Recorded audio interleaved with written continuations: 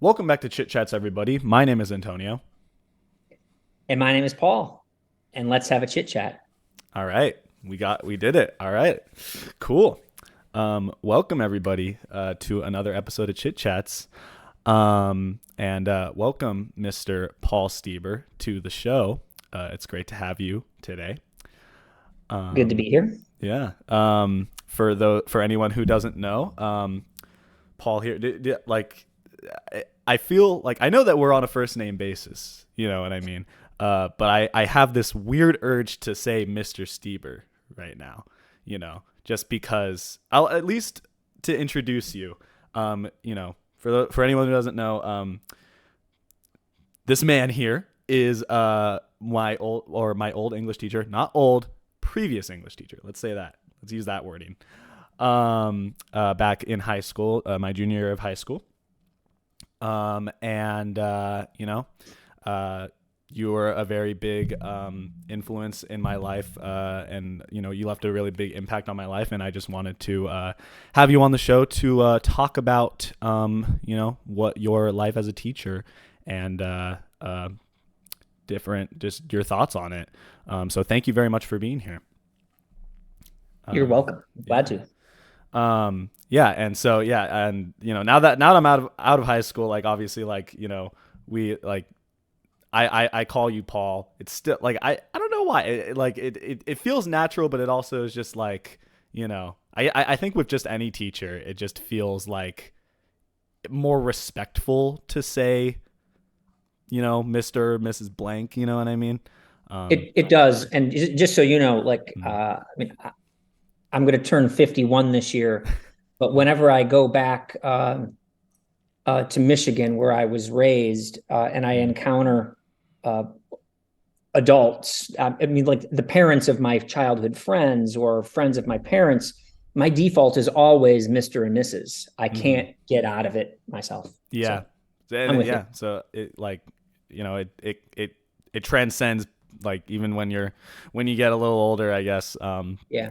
But for the sake of this, I will call you Paul, just so there's more of an intimate like sort of connection. You know what I mean? If that I is all know what right you with mean. you. Yeah. But otherwise, we'll get started here. So first of all, yeah, I guess just to introduce like in terms of like your career as a teacher, your previous career as a teacher, like how did that start? Like what did you teach? And like what are you doing now? I guess. Yes, I've been a teacher in Oregon public schools since fall of 2005, and so I think that makes this my 18th. Like I'm finishing my 18th year this year. Mm-hmm. Um, I started off as a Spanish teacher, and Mm-hmm. I taught Spanish and social studies at Willamette High School Mm-hmm. on Eugene's west side. Mm-hmm. And um, it feels like for those first 2 years I was a teacher that I almost taught every kid at Willamette. I taught 6 sections of Spanish, 5 sections of Spanish plus a section of social studies, and I must have had like 220 students, Wow. and it was great, Mm-hmm. uh, crazy, like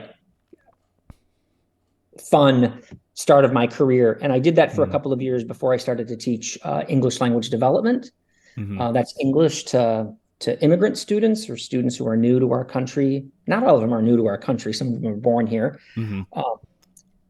uh, but they grow up in monolingual households, uh, and so I got to use my Spanish because most of my students there were Spanish speakers. And after a couple of years of teaching ELD, I also started to teach language arts. So I Mm-hmm. taught ELD and language arts concurrently for like 15 years or so. Mm-hmm. Yeah. And that's how I got Um, to know you. exactly. Yeah. And I think you got to know me right at the tail end of that. Your Mm-hmm. class would have been the last, like, I think the last full class that I saw through, like all of 11th grade. Right. And Yeah. then we graduated in spring of pandemic year of Mm-hmm. 2020. Yeah. Yeah. And because you did, I remember. because I was in your IB English class, and you did teach that beginning of senior year, if I'm not mistaken, for at least a term, and then I think I don't think it was because of the pandemic. Correct me if I'm wrong, but I think like at the second term you stopped, or did you continue I in? did. Yeah, it had nothing to do with the pandemic. It just Right. had to do Yeah. with the fact that I was offered the opportunity to only teach ELD. Right. It was Mm-hmm. a weird time. Mm-hmm. Like, I felt a little professionally like out of control. Like Mm-hmm. everything was hard. There were lots of things going on, and I couldn't balance things Mm-hmm. like I might normally have done. Um, and what was happening is that we had more English learner students at Willamette than we did at any other school in the district. Mm-hmm. But I was only doing that as a half-time ELD teacher. Right. Mm-hmm. And so it's no wonder that I was feeling under duress, maybe is how I'll Mm-hmm. put it. And um, and so they gave me the opportunity at the end of first semester to uh, uh, either keep doing what I was doing and then hire a second teacher to teach ELD or to only teach ELD full time. And I Mm-hmm. chose to teach ELD full time. Mm-hmm. Yeah. And it just so happened that you got to do that for like what, a month. Yeah, a month. And Yeah. then the world shut down. Yeah. And I'm at the Mm-hmm. same kitchen table I was for all of the spring of 2020, Mm-hmm. uh, the 2020, the 2020, 21 school year. Yeah, then everything shut down. And I'm Yep. really curious, continuing, because I know that like a lot of teachers, when that happened, specifically for high school, they did continue. Some of them, like I imagine, because for me, like a lot of seniors were just kind of like exempt from like a lot of their classes at that point, and they're just like, oh yeah, as long as you're in like good standing, like we're gonna give you your diploma. But I know a lot of teachers still had to do like concurrent teaching, like over Zoom and like remotely. And so like, were you also involved in that like I was. group I of mean, I teachers? guess I had a few seniors Mm-hmm. in ELD, and but I found myself teaching, or like I'm going to put teaching in quotation marks, or Mm-hmm. trying to teach online. It's, I mean, like as you recall, maybe like as you experienced your first year at Oregon State, Mm-hmm. like it's a whole different deal to try to teach on the computer. Oh yeah. Um, and Many of the students that I work with in ELD didn't have like, I mean, I had Zoom classes, yes. And many kids just didn't have the capacity, like they either, because they were home, they were taking care of children, like not their kids, but they were taking care of brothers and sisters, or they didn't have internet access at home. Mm-hmm. So ultimately, I did not do a lot of Zoom teaching Mm-hmm. that first spring of COVID. Um, Gotcha. Okay. Technically, I did, but I was talking to lots of black screens. Yeah. Mm-hmm. For sure. And so continuing on into like the last couple years, like how has that been, like what has that kind of been like for you, like in terms of your teaching career? Like Yeah, the last couple of years have been different for me. mm-hmm. Uh, I have taken a different job in the same school district, but out of the high school. So I'm no longer at Willamette, and Mm-hmm. I know we've talked about this a little bit, Mm-hmm. but when everybody came back to school in fall of 2021, there were about 100 new teachers district wide in our Mm-hmm. school district, many of whom were only trained to be a teacher via Zoom school. Mm-hmm. And in order to support, and that's problematic on lots of levels. Mm-hmm. Uh, and so to support those new teachers, the district hired a handful. They hired 4 people, and I was one of them, to serve as coaches and mentors to those Okay. new teachers. Mm-hmm. And so the last 2 years, this one that's ending now included, I've been working with new teachers in buildings across the school district, supporting them, coaching them, maybe co-planning with them, modeling a lesson, and then they watch me do the lesson. They then deliver the lesson in a later period, Mm-hmm. um, to help build their capacity as a new teacher. Right. So Mm-hmm. that's what I've been up to the last couple of years. Yeah. And I think that's important. I can imagine like we've talked about, like teaching is so. I mean, like it had been different for that time period. I think now it's a little bit like potentially a little bit more kind of like back to normal in a sense. Um, but I mean, I wouldn't know in terms of like for high schoolers, but at least for me as a college student, it feels like this is like I'm kind of going through what college would feel like if there was no pandemic. Um, Yeah, it's much more I mean, it is. We're back in we're back into it now, and mhm, and so it feels familiar again. right. Uh, But it took a little bit to get there. it did, yeah, Yeah, and the landscape is all kinds of different, I think. that's very Uh, true. Hmm. but teaching day to day with a group of students, that's the same, Right. or at least that's familiar. So it's Hmm. good to be back to that. Yeah, and I'm really curious, like well, and like okay, if you don't mind me asking, because I know that you have kids of your own who have like gone through like probably a change in like how their schooling is handled. Like how has that been kind of like as a father to them, like to see that? Yeah, yeah. I mean, it was funny. I mean, it was fun. It was fun. It was funny. It was unusual. Like the four of us, my wife, who's also a teacher, plus our Hmm. two kids, who, like, when pandemic happened, were fifth grade and first grade. Hmm. And so, like, we're all four of us would start the day like here at this table, Hmm. and either doing paperwork for me or my wife, but then there were certain times of the day that like all four of us were Zooming with our classes. Hmm. Um, our kids might have been doing, there were all kinds of elementary school online programs that kids did when they weren't Zooming with their teachers, but there was lots of activity, lots of noise. It was This is a privileged statement, I realize, but in many ways it was really fun and Hmm. nice to all be home together. Yeah. No, I could see that for sure. I do think that that was sort of I get, like for some people, like it was like really hard to like stay inside, but I do think that in a sense, like it weirdly, like, I don't know, it got some people like closer together, which I think is nice.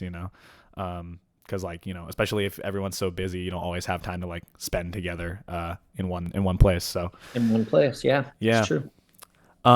Yeah, no, so just like in terms of how you want it, like how you decided that you wanted to teach at all, like what was that development for you, like, growing up?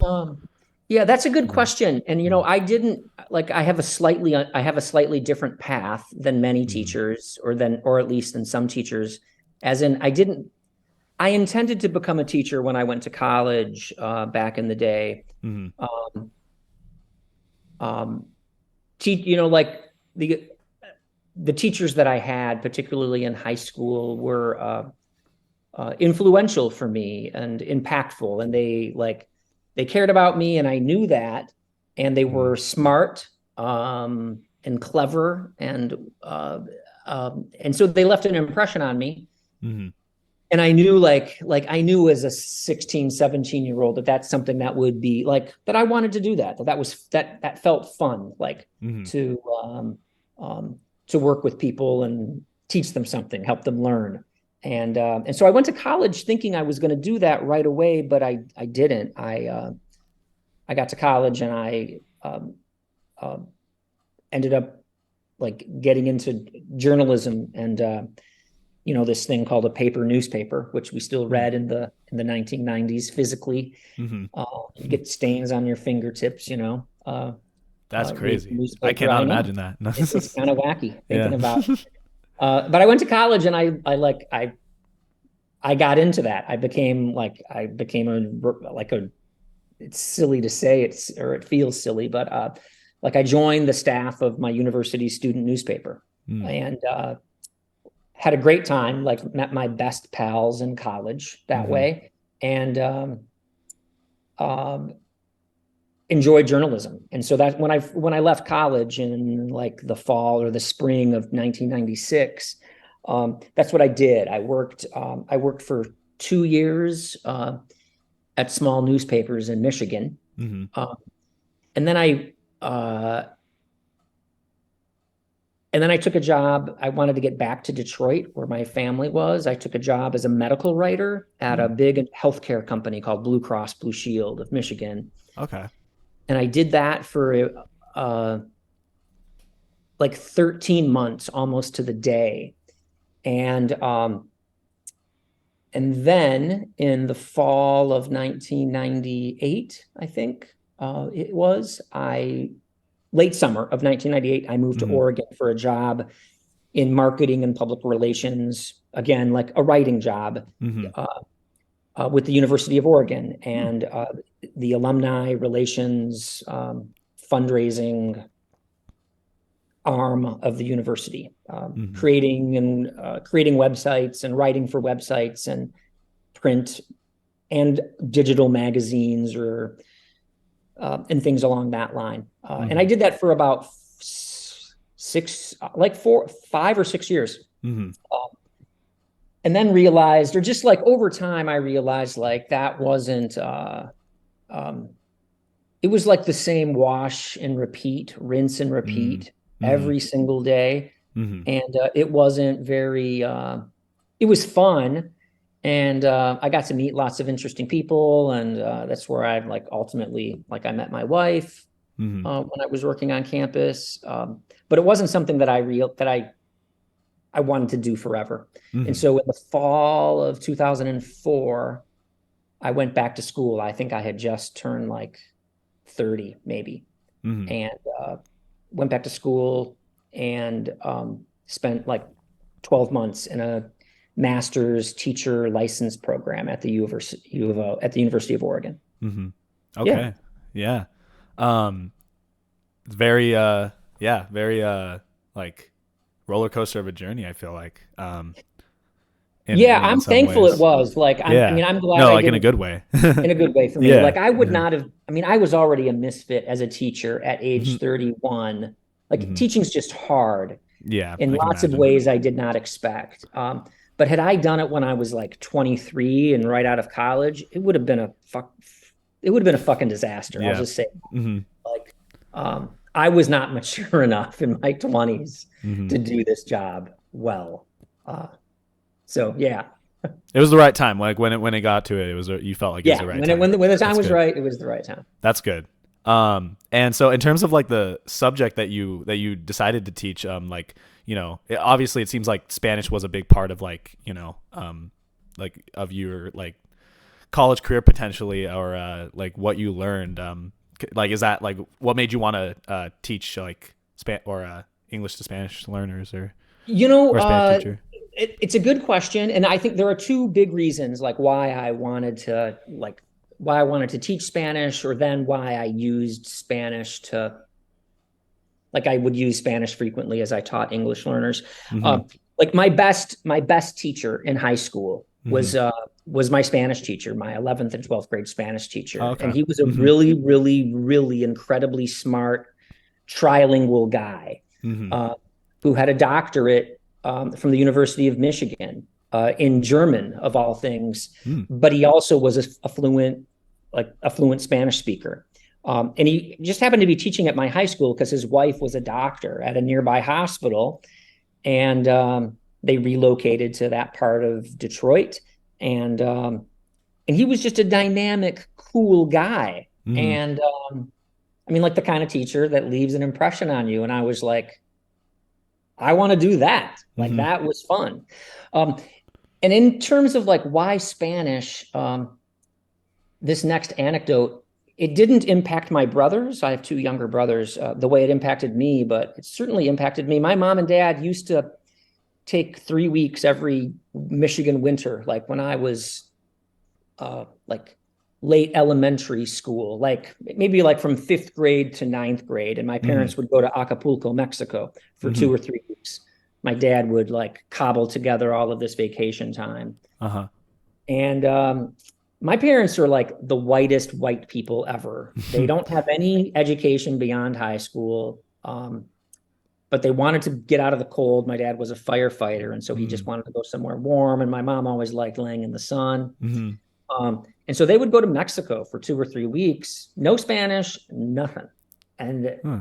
it would come back, however, all Yeah. of these, to me as a child, like these cool, crazy stories about communicating or trying to communicate Mm-hmm. with Mexicans in Acapulco. And Mm.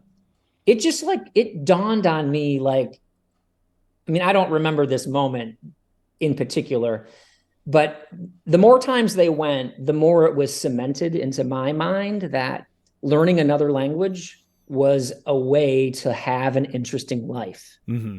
For and to sure. travel and to get the hell out of Michigan. Yeah. Uh, and I was just like, I'm going to do that. Mm-hmm. And that's what I did. I mean, I went to Yeah. college and I was a Spanish. I majored in Spanish and English, Mm-hmm. and I spent my third year of college studying in Ecuador in South America, and yeah, that's how I stumbled into learning Spanish because it just Mm-hmm. seemed fun. It seemed fun, and it seemed like a way to have an interesting life. For sure. Yeah. No, I think that's It awesome. has been. Yeah. Yeah. No, that's really cool. Yeah. No, you're like you're one of the like few like teachers that I remember that like wasn't like didn't teach Spanish who like actively like spoke Spanish pretty well. And I always thought that that was really cool. And I remember like I'm sure you remember like I was a TA for you during like one of your like teaching English to like Spanish speakers Yeah. classes, or at least like I would come in when you would work with them, and it was always really cool to me to like see how you were able to like switch between them really well, uh, and a lot of the like it seemed like a lot of students really liked you and for that, and you helped them out. So I always thought that It's was really pretty cool. rare. I mean, Mm-hmm. it's really rare to like not be a Spanish teacher and Mm-hmm. speak Spanish. Yeah. Mm-hmm. And it's like it's totally I mean, I don't consider myself bilingual. That's a different kind of thing in my That's mind. But I'm a highly proficient, fluent Spanish speaker, and it's sort of like my secret weapon with kids. mm-hmm. Uh, Yeah. and it legitimizes me. It gives me some social currency. It helps me talk to their parents when they're being difficult in my class For or sure. Yeah. whatever. I mean, it's just like, yeah, it has made my life a more interesting life, and Yeah. I'm thankful for that. Yeah, no, that's awesome.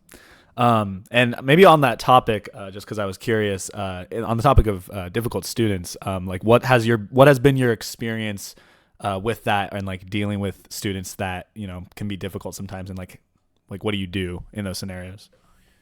Um, well, I mean, what I do now versus what I did like 15 years ago. Yeah, and if it differs, yeah, I mean, yeah, I'm it totally curious. differs. Hmm. Like 15 years ago, I mean, I'm I might have curious yelled at now. them. I mean, Mm. I don't know. I mean, I wasn't like the sensitive, thoughtful, more evolved Paul Stieber that you got to mm, meet. fair, yeah. Um, but I was, I mean, part of this is informed by the fact that I didn't go to public school.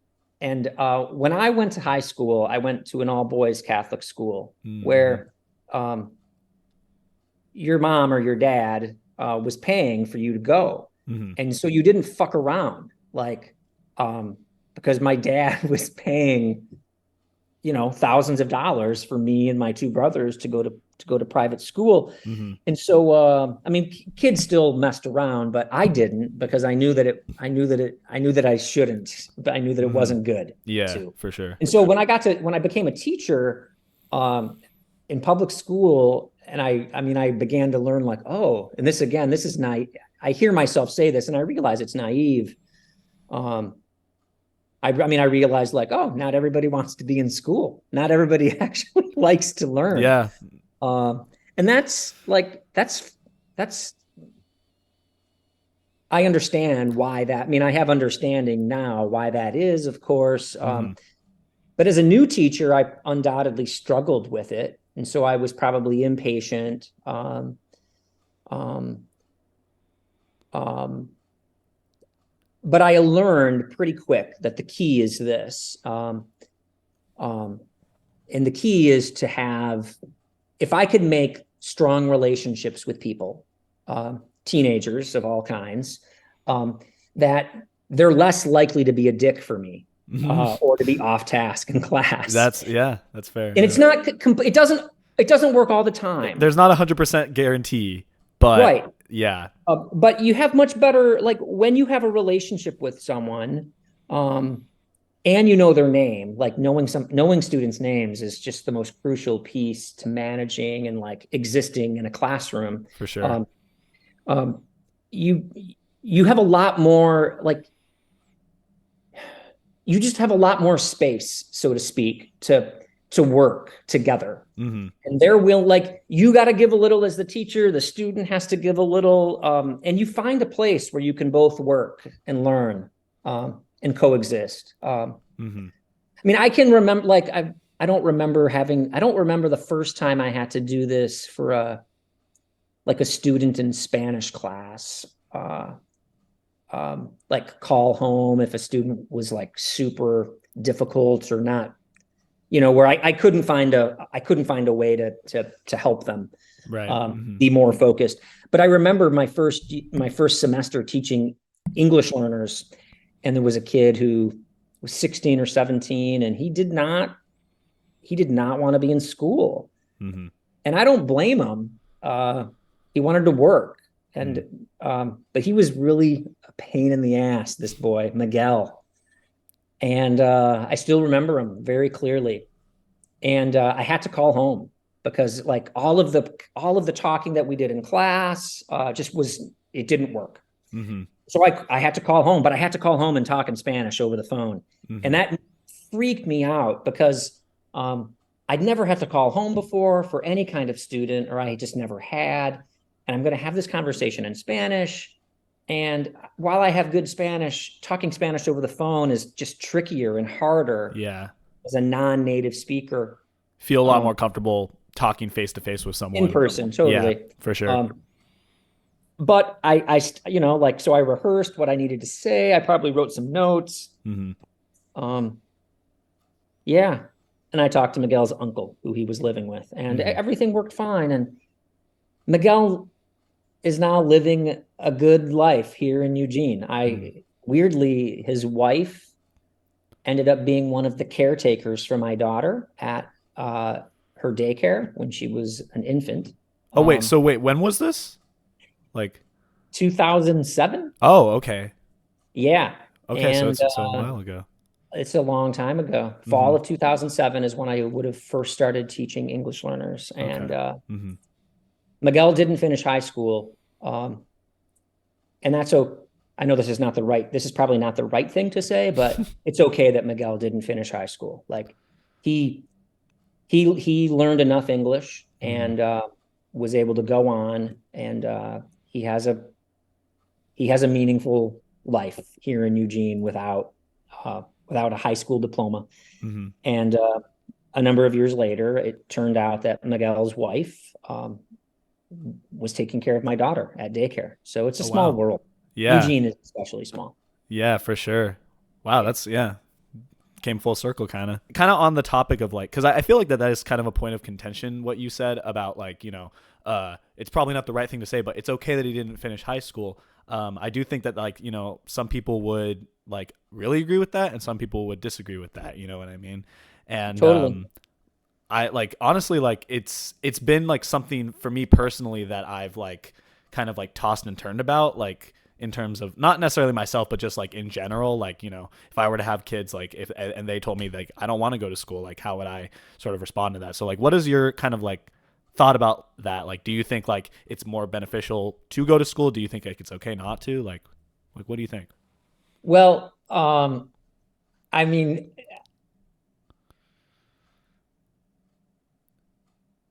Kind of a tricky. I guess I from think that, I mean, as I a think teacher, it's kind of tricky to answer that. it's But tricky as a yeah. parent, as a teacher, and now as a parent. Hmm. I mean, but uh, I mean, here's what I think.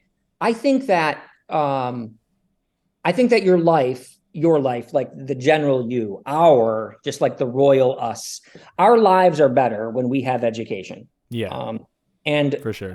there's all kinds of data in the world that proves this, that like you have Hmm. a better quality of life with more education because theoretically you're earning more income and you have better health outcomes and so on and so forth Hmm.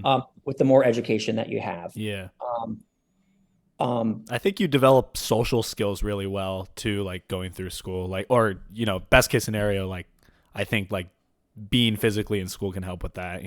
Totally, it's Hmm. totally true. You learn how to you learn how to be in community with people, Hmm. or coexist with people, or just like, I mean, as a dad, I hear my wife and I get, our kids come back from school and they tell us about like jerks in their Hmm. classes, Yeah, and it's, we laugh and we try to coach them and support them and give them some advice and guidance, and we also say this, like, there are jerks in adulthood. hmm, There are teacher jerks. There are people at Willamette or any building who are difficult to work with as adults. And hmm, so, like, to go back to your comment, we learn how to be like social and how to like navigate the like all of those murky waters um of adulthood and life hmm, when we're in school, or at least there's lessons in school that we can learn and use in our lives to help us navigate relationships with people. Not everybody is kind in the world, unfortunately. hmm. People are people can be jerks. People are dysfunctional. Some people don't communicate well, and that's one reason why we go to school. I mean, that's one reason why we go to high school. Like, we go to school from kindergarten to 12th grade.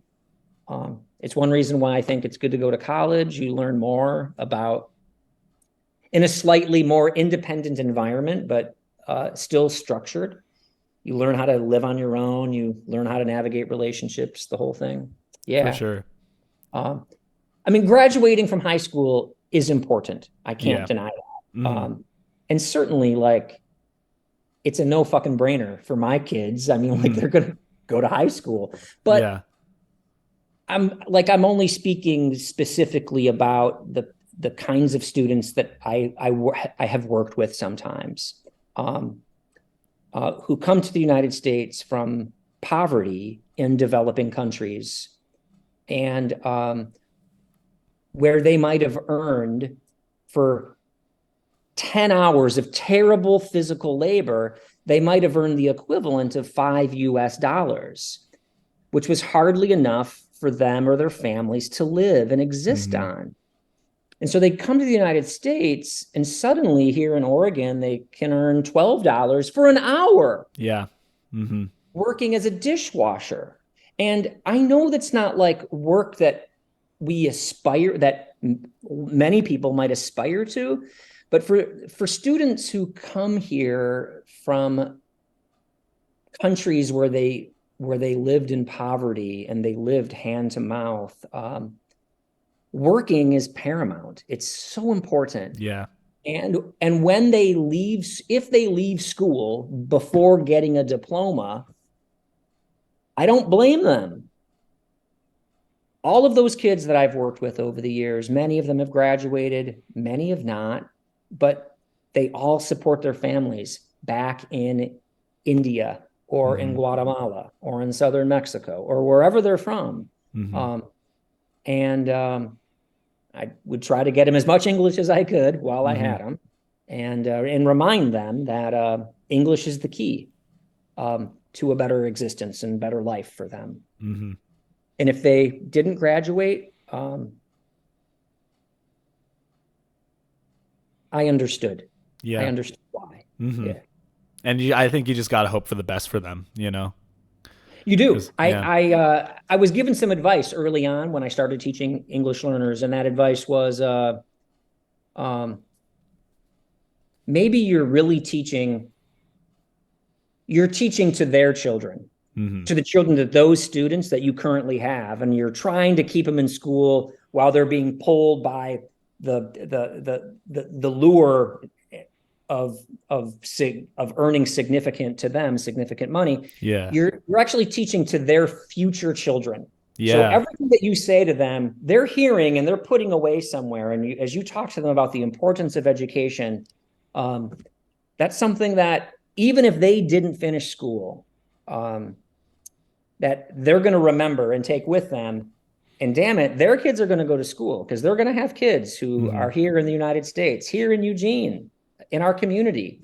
Um, and those kids are going to go to school. And Yeah. their parents, who I once taught, are going to tell them that education is the key. So that's how that's one way I learned, or one way that somebody suggested I think about it when I first started teaching in Yeah. English language. No, I think that's a really good point. I think that that's something that we don't necessarily always think about, like, the impact that this might have in future generations. And, because it definitely does in a lot of cases. And yeah, I think that's important to take into account. So, yeah, we talked a lot about, different things that you learned at, like, for being a teacher. And I'm really curious, like, what would you say if you had to like narrow it down, like what is like one of the most like gratifying aspects of being a teacher, like that you've gotten? Um, I mean, two quick things come to mind, and one of them, one of them might be obvious, but like in terms of gratifying, all the relationships that I've made with people, then teenagers, now adults, young adults. Some of them are older adults at this point. Mm-hmm. That's got to be the most gratifying thing for me. Um, it's just it's nice to I'm relationship oriented in all ways, I suppose, in my life. And so it's gratifying, and it like gives me energy Mm-hmm. when I know that um, to get to know people, to get to know young people, and to help them learn something, and to give them some skills to carry out into the world. Mm-hmm. Like that's um, Something that you wouldn't have. I hope this doesn't sound naive. It's uh, just that's gratifying for me. yeah, Uh, no, and it's something that you might have not really been able to get as much of if you weren't a teacher, right? you know yeah, definitely not, mm-hmm. or at least not doing what I was doing at the Yeah. time. Um, yeah, the other thing for me that comes to mind is just very practically. Um, I get a lot of satisfaction out of helping kids learn language. Mm-hmm. Um, and being able to see them progress. Frequently, I might like have a student who arrived in grade 9 with no English, but who graduates 4 years later speaking fluent English. Mm-hmm. Like, to humanize this, our mutual friend Elizabeth, her brother Mm-hmm. Francisco was a ninth grader in my classroom, fall of 2007, maybe Mm-hmm. fall of 2008. I mean, I met Elizabeth. That's the first time I met Elizabeth. She was a tiny little kid who wandered into that classroom I was teaching in Yeah. when I met her brother. And her brother spoke not a word of English, but he was clever and smart, like real sophisticated wordplay in Spanish. Very Mm. funny kid. Yeah. Didn't speak a word of English.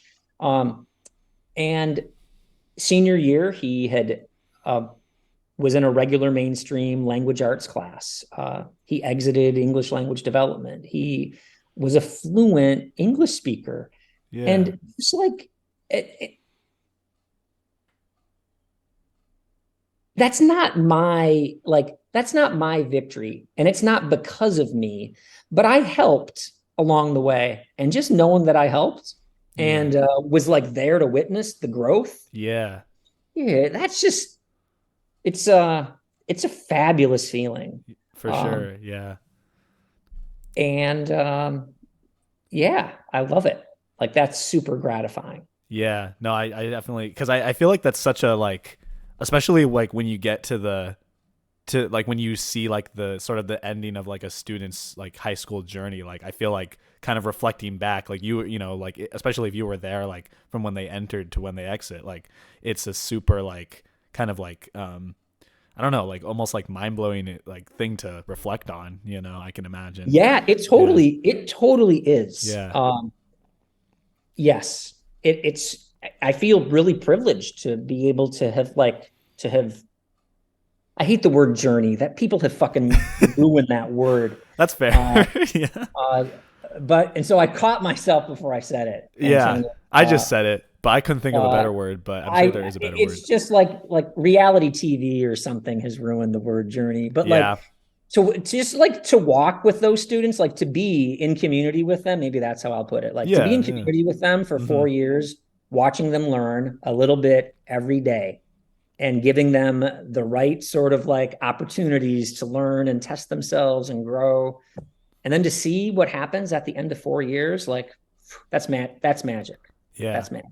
And that makes me happy to be a teacher. For sure. And I think like even, you know, even if you don't want to say like, oh, you defined that person's success, or you know, like you were the reason why they succeeded. I do think like you still play like a integral part of it, more than like you might even realize, and more than they might even realize like later down the line. And you know, it's kind of like, you know, I think it's like, you know, it's like a puzzle, like all these pieces like fitting together to make something. Like you were a piece of that puzzle, and that can't be understated. You know what I mean? Yes, So I do. yeah. Yeah, thanks for putting it that way. Yeah. Um, and I guess like we kind of touched upon this in sort of different ways, but I guess like I don't know, like furthermore, like if you have any other things to say, like what is like something that you learned from being a teacher that you wouldn't have necessarily learned, or you don't think you would have learned otherwise, you know, like that was unique to that experience. Um, We have kind of touched upon aspects of that, I think. I, I, um, the thing I'm like struggling to say is I'm struggling to say it because it's not it's not a happy thing. But I'm gonna so Mm. but I'll say it anyway. There's a lot of sadness in the world. Mm-hmm. Like right here in life, at your school. Mm-hmm. Um, and as a teacher, at least as a teacher who gives a fuck, um, Yeah. you get to you see a lot of sadness. And I learned like so that's something that I learned. Like I'm really lucky. I mean, I both of my parents, I mean, they weren't highly educated. They didn't have like the most loving, functional marriage. Um, but they raised like, but they were together and they always worked and they instilled me with values that have helped me in my life. Mm-hmm. And I'm really lucky. And Yeah. I mean, like being a teacher has taught me that. And again, I realize that this is a really like this is a privilege. Maybe I don't want to appear out of touch, but I didn't. It's not something I knew before I was a teacher. Like so many people don't come from healthy places where there's Mm-hmm. functional parents or a functional parent singular, where education and literacy are valued, where there's a certainty of meals every Mm-hmm. day, Yeah. 3 times plus snacks. Um, there's a lot of sadness that I've seen as a teacher, um, and that's something that maybe that's something I didn't expect, Mm-hmm. but it's something that's just it's like it's made me a more sensitive human being, I suppose. And so I'm thankful for it. Yeah, like Yeah. yeah. No, I mean like, and I think that that's fair. I don't feel like, you know, I don't think everything important that you gather from your life has to be like necessarily like the most positive thing. Like I think that there's still value. It's kind of like a reality check. It's like, you know, I think even if we like to believe that we have a lot of sympathy for people that aren't as like well off as us, I think like it's kind of also from like a very you know, kind of like behind closed doors, you know what I mean? Like, but I think like for you, like seeing it firsthand, or, you know, a lot of times in like really like being involved with like people that come from not as like privileged backgrounds, I think that like that can really make you realize like the, like, I don't know, the world is kind of a fucked up place. And I think that, you know, as like, I think that that can be important for people to realize, you know? So, Yeah, yes. mm-hmm, Um, and maybe um, yes to all of that, what you that you just said. mm-hmm, And so then maybe like maybe what's also been valuable for me as being a teacher is that I mean, I do think that education, like education is the tool to a better life. I think I've said that yeah, in some capacity during this conversation with you. mm-hmm, And so, I mean, I hope that I can, like, I hope that my work as a teacher exemplifies that. mm-hmm, Like, uh, if you come to school and you learn, um, and you can make something of your life that maybe you don't have right now, and you meet people. Yeah, I just think that I hope, despite the sadness and the fucked up nature of the world, which I mm-hmm, see a lot of as a teacher, I hope that being a teacher, like just like through my work and way of being, demonstrates to students who struggle that there's a way through. mm-hmm, And education is one of those ways. yeah, A quick anecdote. There's a, I've now been teaching long enough where former students of mine from early in my career are now teachers. wow, yeah, And um, I met one of them. She teaches in Bethel, and I won't say her name, mm-hmm, but I had her when I taught English 12, like maybe 2010, 2009, 10, 11, somewhere around that era, mm-hmm, right before I started teaching IB English. mm-hmm, And um, this girl read every book that we read in class. So like, and I'm not dumb enough to think that every kid A likes to read and reads. yeah, I mean, like, but this girl, she read everything, mm-hmm, everything, and was present and engaging. And I didn't know this about her until she told me. We were on a trip together earlier this year to a literacy conference. And she told me that all of senior year, when she was in my class, that she was homeless. wow, And yeah, I never knew that. Like, I didn't fucking know that. And I don't know a lot about this young woman's life, like what her family story is, what her background is, but I know that she ended up in college and she ended up with a degree, and she's now a reading teacher in an elementary school in Bethel. mm-hmm, And education has helped this young woman, mm-hmm, and it has lifted her from a place to hopefully a better place. yeah, Like if we're for just sure, thinking like socially, economically in the world that we live in. And mm-hmm, um man, when she shared that with me, I was just probably like it brought me to tears, mm-hmm, uh, that I didn't know it at the time. There's so much that goes on in people's lives that you just don't know about. it's very true, Um, mm-hmm, but here she is. She was homeless her senior year, and now she's a college graduate and she's a reading teacher. mm-hmm, And that's a really awesome story. Um, yeah, that is a yeah, really cool story. Yeah, no, I think like, I don't know. Like I think it's really cool to hear stories like that, because I feel like, you know, it is really easy. I think like just even in general, but like, you know, with problems people have going on in life, or, you know, getting through like really hard times, it's kind of like hard to imagine that there's a light at the end of the tunnel, I think.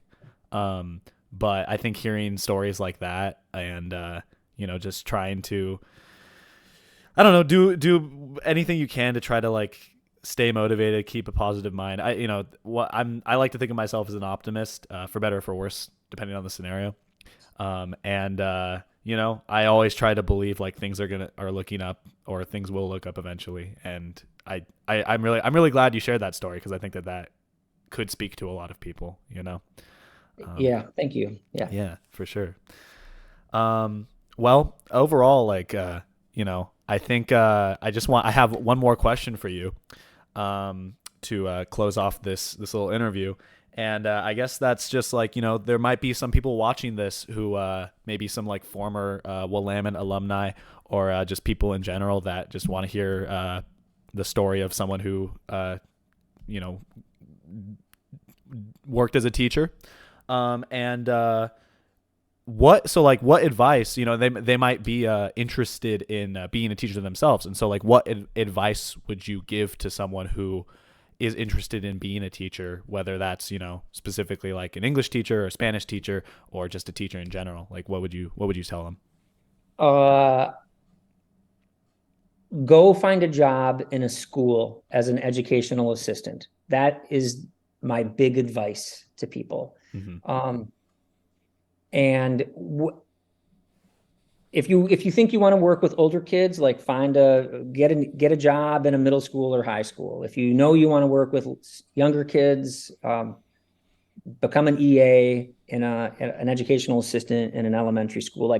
But be in a school, Mm-hmm. and as your part-time job, or like as a volunteer or something, because you'll pick up lots of skills that way. In retrospect, like if I could do things like we all, if I could like live this part of my life over again anyway, Mm-hmm. I would definitely would have gotten a job in a school as an educational assistant of some kind before I became a teacher, because it would have prepared me in a way that my teacher licensure program at the University of Oregon did not, Mm-hmm. and maybe could not. So I'd say like work in a school or volunteer in a school, like be in a classroom with students and a teacher, and see if you like it. Like see Mm-hmm. if it's something you can imagine yourself doing. You learn things that way, and it's sort of like like it adjusts, or it's just like it like. I think a lot of people become teachers like with these dumbass Disney-fied versions of like what an educator does and is, and it's not fucking Disney. Let me say, I like that word, Disneyfied. yeah, I like that. goddamn Disney. Uh, Disney's teaching uh, our kids wrong. yeah, Yeah. like it's like real life in school Yeah. is different than we see in media. And so the more that you can understand what it is and the challenges of it and the joys of it, before you actually like enter a teacher preparation program, I think that's the best advice ever.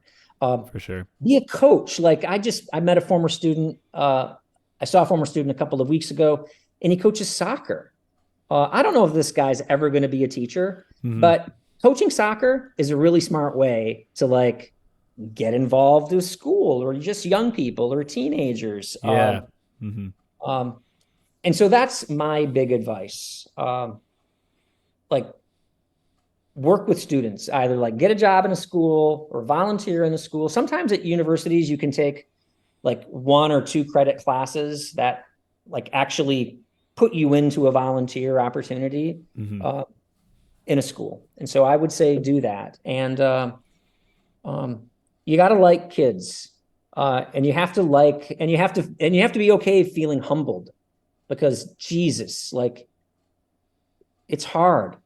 When I was growing up, there was always this commercial on the radio or the TV, and it was from the Peace Corps, the volunteer Mm-hmm. organization that sends Americans overseas. Yeah. And this Peace Corps slogan was like at the end of the commercial, it would always end with Peace Corps, the toughest job you'll ever love. Mm. And I think that applies to teaching. It's Yeah. a really like, geez, it's hard. It's like not just mentally hard, it's emotionally hard, it's physically hard. Hmm. Like working with people all day long is hard. It's just it's demanding. Yeah. And I love it. Hmm. And there are days I don't love it, Hmm. and that's okay. It's gonna be like that Uh, with any job, I feel like, you know? there's not a perfect job. Yeah. There's not a Hmm. perfect job. That's something I would say. Like, get that out of your mind. Yeah. Unless you win the lottery and don't have to work, there's Yeah. not a perfect job. Yeah. Uh, But don't there's bet don't, all don't bet on it. Yeah, Yeah. exactly. We all have to eat some amount of shit in Yeah. our work, whatever that work is. Hmm. So that's what I'd say. Like, get into school. Like, Hmm. make sure that you want to work with students. That's my advice. No, I like that. That's a very, very good advice. Yeah, thank you. All right. Well, I think that that's it. Thank you very much for doing this. This was awesome. This was a great experience. I hope that you had a good time, just kind of sharing your stories and talking about what it's been like to be a teacher. Um, I have. Thank you. yeah. It, yeah, nice to have the opportunity to reflect. Yeah, and I don't know if you've ever really been a part of something like this, like a video interview sort of thing. I don't know, with a student. Totally never have. And it Yeah. occurs to me, this is a really geeky thing I'm about to say. Yeah. Like this sort of thing, this would have been a perfect uh FOA exercise back in the day in IB. Yeah. Like this would have been like it's a great sort of structure for one of those IB oral assessments that we used to do. Yeah. No, Yeah. I could see that. Yeah, for sure. No, that's yeah. I mean, consider this to be my new updated FOA project for as a college student. You know, Okay. sure. Sounds good, Tony. Yeah. But yeah, overall, that's where we're gonna end things off. So yeah, one more time, thank you for doing this, and thank you to anyone who watched this, and hopefully you enjoyed and got some more insight on like what it's like to be a teacher and the ins and outs of it. So yeah, with that, we're gonna end things off. So thank you for watching, and see you in the next episode of Chit Chats. Peace. What?